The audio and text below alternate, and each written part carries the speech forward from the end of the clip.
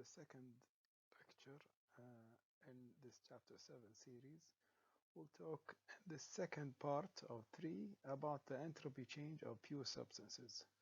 Now, as you'll see shortly, entropy is just like any other properties, any other property we've gone over, like enthalpy, entropy, and so on. So we'll say that as a thermodynamic property, the entropy of a system is fixed when the other thermodynamic properties are fixed, specifically when the thermodynamic state is fixed. So the state postulate applies when I have the temperature and entropy per unit mass. This is considered two independent intensive properties, and this fixes the state completely by the state postulate. Entropy is found in tables, just like other tables we've studied, for saturated water, for refrigerant, or 134A, and so on. And it's treated just like any other properties in terms of saturated mixture property. So you have, for saturated mixtures, you have the entropy of the mixture is obtained by using the quality, and an appropriate value approximate to be used for compressed liquid is that for the saturated liquid at the same temperature. So nothing new there. By the same token, entropy change for a specified amount of mass is just the mass times the difference in entropy. So we've seen how to calculate this in previous chapters. In terms of property diagrams, there's nothing different here. This is the TS diagram, and it's broken up into similar areas: compressed liquid, saturated mixture, and superheated vapor.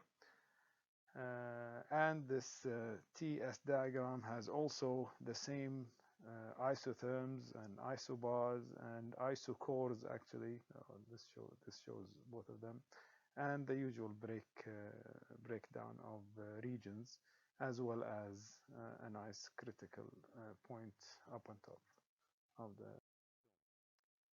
So let's talk about isentropic processes. So when we have constant specific volume in a process, we call it isochoric process. When the pressure is constant, we call it isobaric process, and so on. When the entropy is constant from state 1 to state 2, we'll call this isentropic process. Okay. So the entropy of a fixed mass can be changed by two methods. You either give it a heat transfer to increase or take away heat to decrease the entropy, or the entropy can increase via irreversibilities. Of course, they can only increase by irreversibilities. The irreversibilities that we talked about, we discussed 3 in particular: friction, unrestrained expansions of gas, or heat transfer across finite temperature differences. Okay, so this is an important one. Not isothermal heat transfer, but heat transfer across finite temperature difference. Of course, there are other irreversibilities that we won't go through in this course, like plastic deformation and mixing of chemical species and chemical reactions, in this course. Okay, so if we have a process that is internally reversible, and we said what internally reversible means, and adiabatic, they take away these two potential areas or potential causes for entropy increase. So adiabatic means there's no heat transfer, and internally reversible, so there are no irreversibilities. So if these two causes for changing entropy are out the window, it follows that the entropy of a fixed mass will not change. So delta S is equal to 0, and entropy during this process from 1 to 2 stays constant. We call it an isentropic process. Many engineering systems or devices like pumps, turbines, and so on are essentially adiabatic. The flow that flows through these devices stays in the device for so short a time that they don't have time to heat up or cool down. So they are essentially adiabatic. The heat transfer to or from these fluids is mostly negligible. So little heat transfer happens that we can have this as a good approximation, this adiabatic assumption in their operation. They perform best when the irreversibilities, which are the second cause for entropy changes, are kept to a minimum.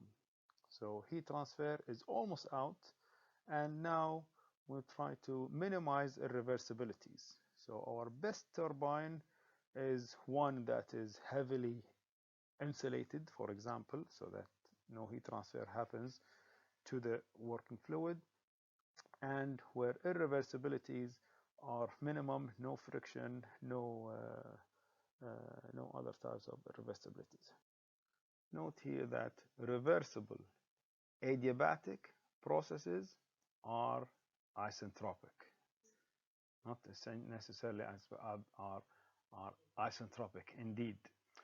But an isentropic process is not, I repeat, is not a reversible one, not necessarily a reversible adiabatic one. So if I tell you this process is isentropic, does it mean that it is adiabatic and reversible? Far from it, almost never. For example, the entropy increase of a substance during a process that is irreversible, this entropy will increase as a result of the irreversibilities present. But I might have heat transfer away from the fluid during that process in the same amount that it increased due to irreversibilities, such that the entropy at the end of the day remains constant. So it is isentropic, but it's neither adiabatic nor reversible. So this is a very important point to make and understand, that reversible adiabatic is necessarily isentropic, but the opposite is not always true. Now, property diagram, this property diagram, this TS diagram, is interesting on more than one level. The PV and TV diagrams are extensively used in conjunction with the first law of thermodynamics. So as we've seen in chapter 3, 4, and 5. The two diagrams commonly used in second law analysis are the temperature entropy, or the TS diagram, and the enthalpy entropy diagrams. If you remember the definition of entropy, which was TS is equal to delta Q over T for a reversible, internal reversible process, then I could say that the heat transfer, differential amount of heat transfer, is equal to T ds. So if I plot this process diagram on a TS diagram, if I plot the curve and I integrate this process, I'll get that the total heat transfer is equal to the area under the curve. So the total heat transfer during an internally reversible process is determined by integration. So the heat transfer is just the integral of the temperature on the TS diagram, the process curve in the TS diagram curve, which corresponds to the area under the curve. Note that the area under the curve on a TS diagram has no meaning for an irreversible process. So if this process is not internally reversible, then this integral, or the value of the integral when evaluated, has no meaning. Okay, so the other usual forms of this equation involve the the one per unit mass. When I divide by the mass, which I get the per unit mass heat transfer and this intensive property, so entropy per unit mass, and the internally reversible isothermal process. So if it's isothermal, I can get this out of the integral, and I can say that heat transfer, this internally reversible process, is just T times delta S, and this is per unit mass, in which case the integration is. For the entropy diagram, which is another useful diagram, the coordinate represents two properties of major interest. You remember that H was used extensively in the first law of thermodynamics to measure work and other properties or other quantities of interest. So enthalpy, which is a primary property in the first law of steady flow devices, we've seen it in turbine and compressor analysis, and entropy, which is a property that accounts for irreversibilities during adiabatic processes. So in a turbine, for example, in an adiabatic turbine, delta H is a measure of the work output. So this is the first law information. And delta S is a measure of the irreversibility associated with the process. So it's a second law indication. This first law, second law diagram is called the Mollier diagram. Now, in order to evaluate this delta S term, half of this chapter will be devoted to just calculating the change in entropy of a system, and it's quite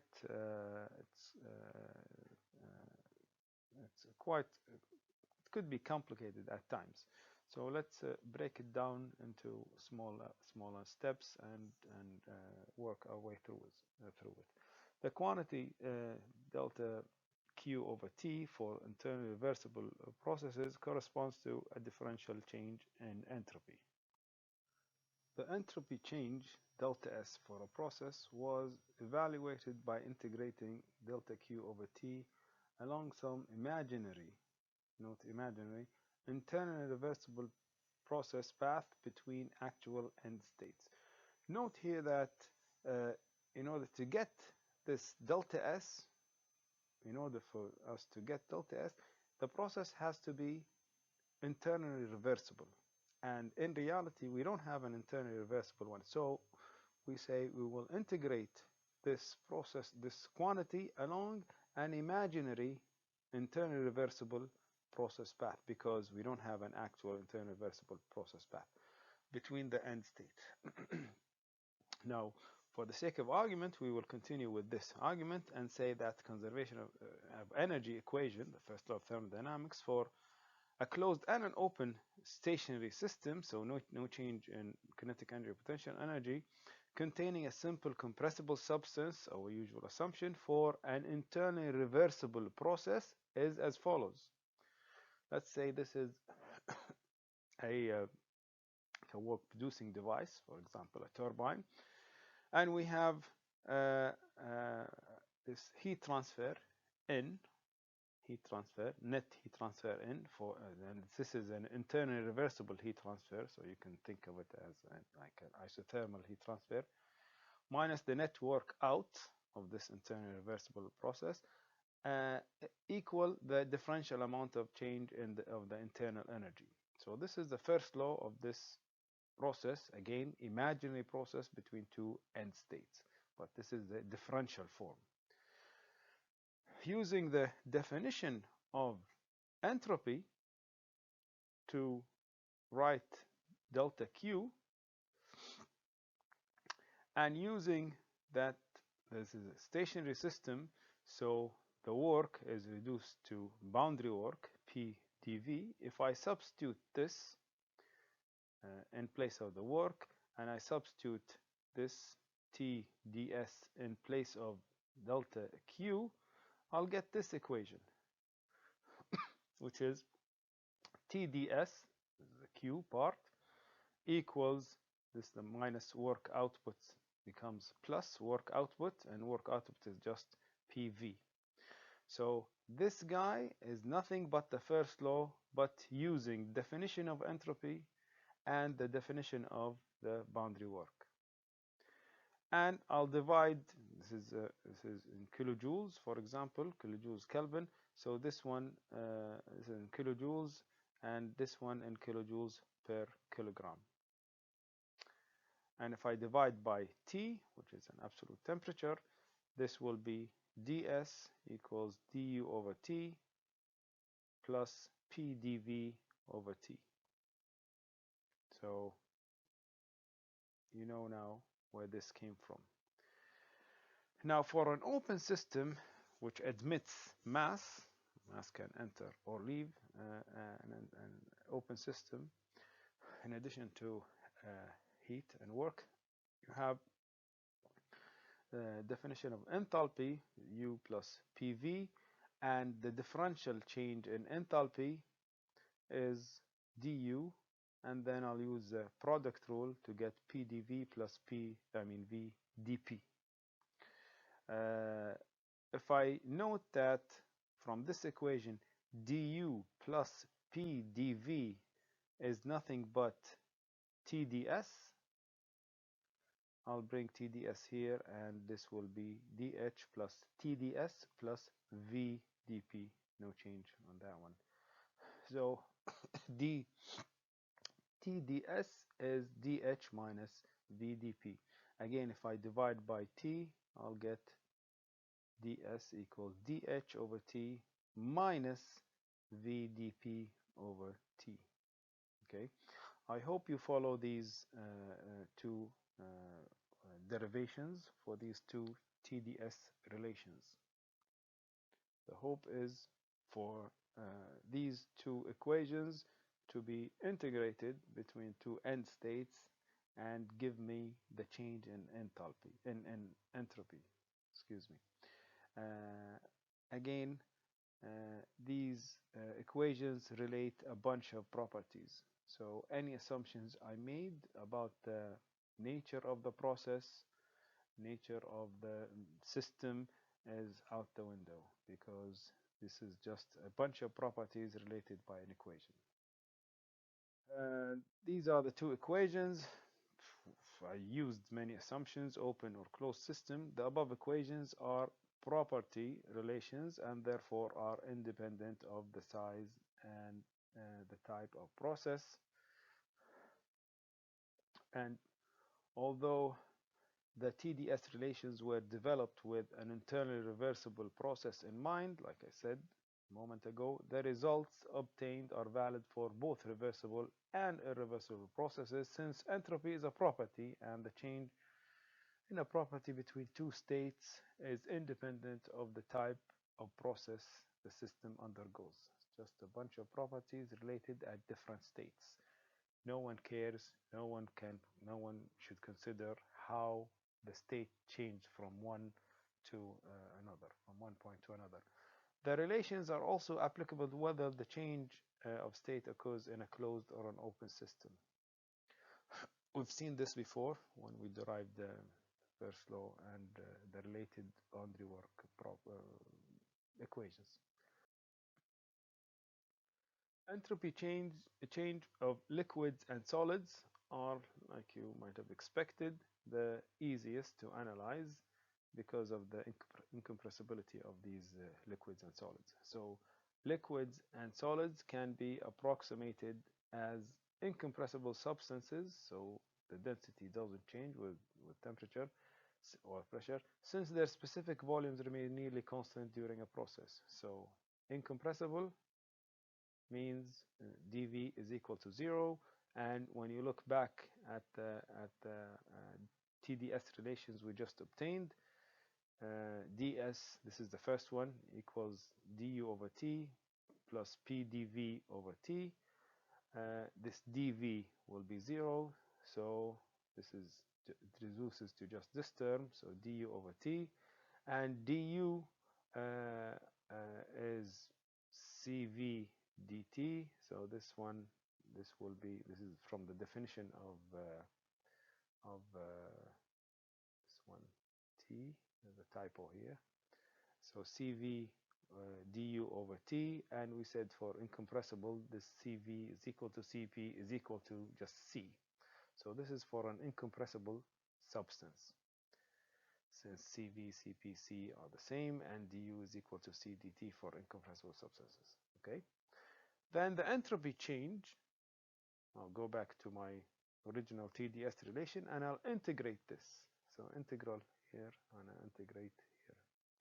So you integrate this one from state 1 to 2 and this one from state 1 to 2. You'll get here S2 minus S1, and here you'll get the integral from 1 to 2 of Ct, which is, Cp or C, which is a function of temperature, T dt over T, and this we can approximate as the specific heat at the average temperature, natural log of T2 over T1. This is in kilojoule per kilogram Kelvin. This is for liquid and solids. The entropy change of a truly incompressible substance depends on temperature. So this is independent of pressure. You see that delta S, which is S2 minus S1, is equal to property, average temperature, with temperatures here, so no pressure. For liquids that expand considerably with temperature, it may be necessary to consider the effect of volume change in the calculations, like alcohol in your thermometer. When you place the thermometer in your mouth or on your kid's mouth, it will expand or contract to indicate the temperature. So it may be necessary to consider the effect of the volume. For an isentropic process where delta S is equal to 0, so this thing is equal to 0, so this thing is equal to 0, so this must be 1, so this one, these two temperatures are equal. So the temperature of a truly incompressible substance remains constant during an isentropic process. So an isentropic process of an incompressible substance is necessarily an isothermal one.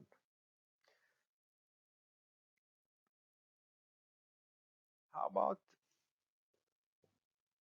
if I want to compute the entropy change of an ideal gas? The entropy change of an incompressible substance, liquids and solids, are pretty straightforward and easy to obtain. For ideal gases, it's a bit more tricky. So let's combine the TdS relations with the definitions of Cv and Cp and the ideal gas relations. So this is the first TdS relation, and I can add or consider the definition of this Cv, specific heat, as du over dt, and I'll substitute this here, and I'll say that the ideal gas, for an ideal gas, PV is equal to RT, so P over T is equal to R over V. So this guy, P over T, I'll substitute R over V. And my TdS relation becomes like this. And when I integrate this, I'll get S2 minus S1 is equal to this integral plus R natural log of V2 over V1. This is an E, because R is a constant, so I'll pull it out, and the integral of 1 over V is just natural log of V2 over V1. So this is one of them. The other one, I can treat it similarly by the definition of enthalpy here. So it is Cp dt. I'll substitute this guy here, and from the ideal gas relation, I have V over T here. So V over T is just R over P. So I'll put the R, which is constant, and then this becomes dP over P. And when I integrate this, I'll get delta S equal to this integral, which I'll deal with shortly, plus R natural log P2 over P1. This is easy to do. So I have two equations. Now, the only assumptions I did to obtain these is that this is an ideal gas, because I used the ideal gas relation here and here. Otherwise, this is just the definition of my properties. Nothing, no more assumptions. And plus, of course, the original TdS relation. So how do I deal with this integral of temperature? I deal with it two ways. The first, and probably both of them are equally easy.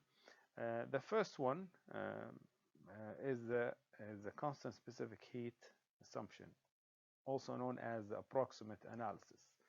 So one way to do it is to assume that this specific heat is constant and pull it out of the integral. So this becomes just a natural log, again, just like this one, natural log, and the Cp or Cv is evaluated at the average temperature, just like we did in the previous chapters. And here, this is the Cp being pulled out of this integral. And this is the constant specific heat assumption. For the variable specific heat assumption, or the exact analysis, I can treat this in a more methodical way and note the following. If you have an integral from 1 to 2, then I can break it up by putting a station in the middle from 1 to 0 and from 0 to 1, or from 0 to 2. So I could break this integral in two parts. And I can switch the limits here from 0 to 2 to be from 1 to 0 to be from 0 to 1. And if I do this, this will have a minus sign. So this is the minus sign. And this stays the same. So what I have here is the integral from 1 to 2 became the integral from 0 to 2 minus the integral from 0 to 1. With this, I'll define a new variable called the standard entropy, or S naught. And this is just the integral from 0 Kelvin to whatever temperature I have of specific heat times 1 over T. So the integral of these two quantities. So a group of scientists sat down in a lab and computed this property, standard entropy, for all substances, well, most substances, as a function of temperature. So it's change the temperature and they measured the specific heat and they did these calculations and they computed this. This standard entropy is a function of temperature alone. So when I define this as from 0 to T, and I'll say T from 0 to T1, I'll call this S1. And when I say this is T2, this will be S2, the standard entropy evaluated at 2. So I can substitute this integral and look up these numbers from the table at the end of my book, and I'll say, okay, what are my temperatures, T1 and T2? Well, this is nothing but standard entropy at T2 minus the standard entropy at T1. So S02 minus S01 gives me the value of this integral. Sorry, this is a bit messy, but this is the in a nutshell how they solved this integral problem exactly, in an exact way. So this exact analysis turns out to be a bit simpler than the approximate analysis. So this one translates into looking up two numbers from the table, and this translates exactly as it is, just like the approximate analysis. So this is the entropy change using variable specific heats. Now, on a unit mole basis, I'll use the standard, the approximate analysis, and I'll change all of my properties into per unit mole. So this is not kilojoule per kilogram Kelvin, but kilojoule per kilomole Kelvin. And this one also takes a kilomole instead of kilogram. And this is the universal gas constant and not a specific gas constant. Same way here, I change all of these to a per unit mole basis, and this one, the standard entropy, also has a per unit mole basis, and this changes as well. Now, this entropy change of an ideal gas also has forms, simpler forms, of course, when we talk about isentropic processes. So let's take them one by one. Don't get intimidated by this lots of notation. It's very simple. This is my first delta S equation for the approximate analysis, and isentropic means delta S is equal to 0, so this is 0, and I'm left with this equation. So I'll bring this to the other side, and I'll have and divide by CV, so I'll get natural log of T2 over T1 equals minus R over CV, because I divided by CV, natural log of V2 over V1. If I exponentiate both, I'll just get T2 over T1. Again, this is for isentropic process. And when I exponentiate this, I'll get V2 over V1 to the R over CV. Notice that this minus sign went to flip these. So instead of V2 over V1, I have now V1 over V2. Okay, I could keep the minus sign, and I can keep the minus sign here or here and keep the V2 over V1, but I chose to flip this to get rid of the minus sign. So I'll show you how we change this into K minus 1. I'll say that R is just Cp over Cp minus Cv, and K is the specific heat ratio, Cp over Cv. So when I divide this by Cv, I'll get R over Cv equals Cp over Cv minus 1, which is equal to K, because this is K, minus 1. So I'll use here K minus 1. Also, if I have the other equation for delta S, I have, this is isentropic process, so this is 0, and I'll take this to the other side, and I'll lose the minus sign. I'll take the natural log of both. I'll divide by Cp, I mean here, and I'll exponentiate this, and this will be P2 over P1. There's no minus sign, so I won't flip P1 and P2 like I did here. And this will be R over Cp. Well, if I take this equation again and I divide it by Cp, I'll get Cp equals 1 minus Cv over Cp, which is 1 minus 1 over K, which is K minus 1 over K. So this becomes P2 over P1 to the K minus 1 over K. Again, this is the basic assumption, is that S is equal to constant, because this is for an isentropic process. This is why I crossed this out and put 0 here and a 0 here.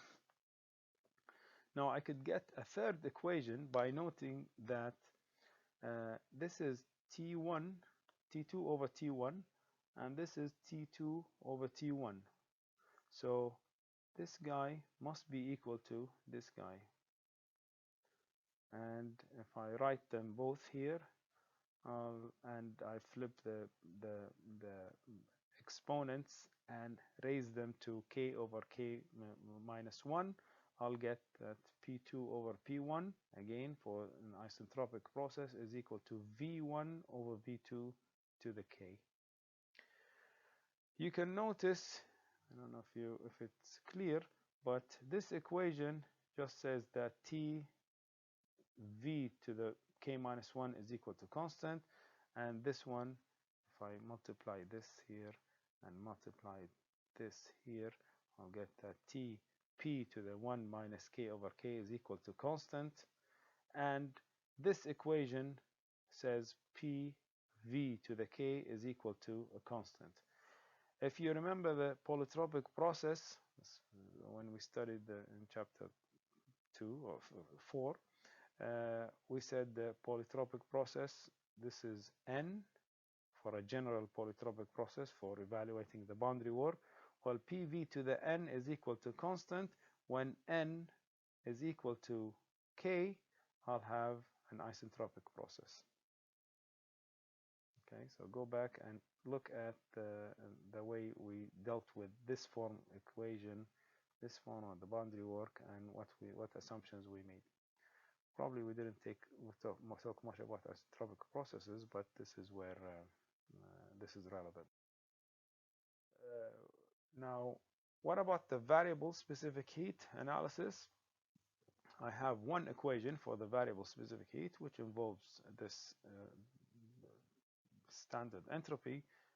This is isentropic, so this is 0, and I have S2 minus S1, S02 minus S01, minus R natural log P2 over P1. And if I divide by R and exponentiate, I'll get that natural log of this guy. When I exponentiate, it's just P2 over P1. And if I divide by R, this guy, and exponentiate it, it'll be like the E to the S2 naught over R minus S1 naught over R, which is equal to E to of this one divided by E to this one. And if I define a new property called the relative pressure as the exponential of standard entropy over R, it's a function of temperature, because S2, S0 is a function of temperature, and this is a constant for a specific gas. So this guy is a function of temperature alone, and I'll have, this will be PR2 over PR1. Okay, PR2 over PR1, and this is my third, or the only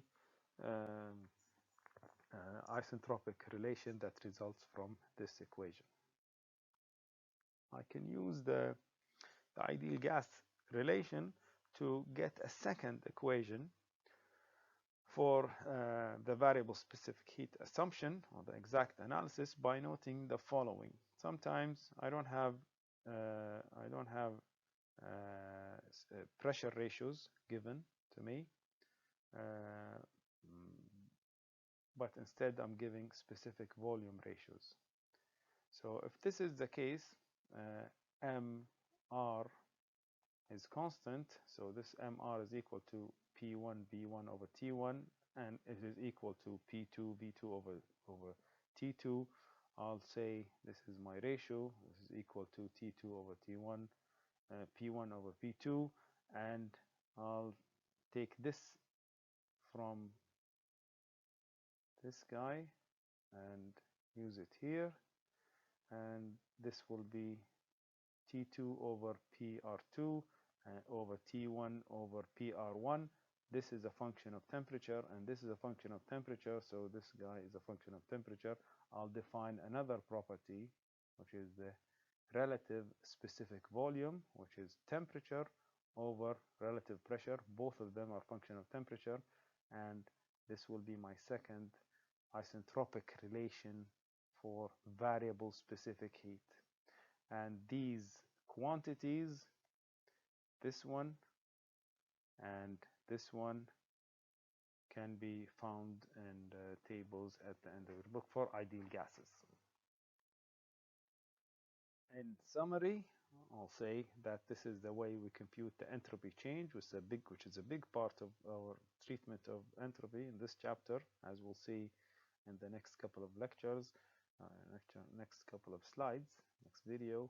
In order to evaluate the entropy change, we need to know how it's done for regular or the usual substances where we have tables at the end of the book, like water, like refrigerants, and so on, as well as solids and liquids, as well as ideal gases. So integrating TdS relations gives us entropy change, delta S. If we have S values for at the end by the tables at the end of the book for regular for the usual material like water and refrigerants, then that's good. If not, if we have solids and liquids or incompressibles, then we know how to do it. And if we have ideal gases, there are two choices. We can either assume that the specific heats are constant and evaluate it at the average temperature, and or we can we want to treat the specific volume, specific heat as variable specific heat, so-called exact analysis. And for this, we defined some new variable called the standard entropy to allow us to account for this integral of CV or Cp dt over T. For each of these equations, we had an equation that used per unit mole quantities, and when we did the isentropic process assumption, so delta S is equal to 0, we obtained some isentropic processes for the 3 of them here for the approximate analysis, and 2 of them here for the exact analysis. So 3 for the approximate analysis, and 2, one with PR and one with VR. And these 3, we looked at them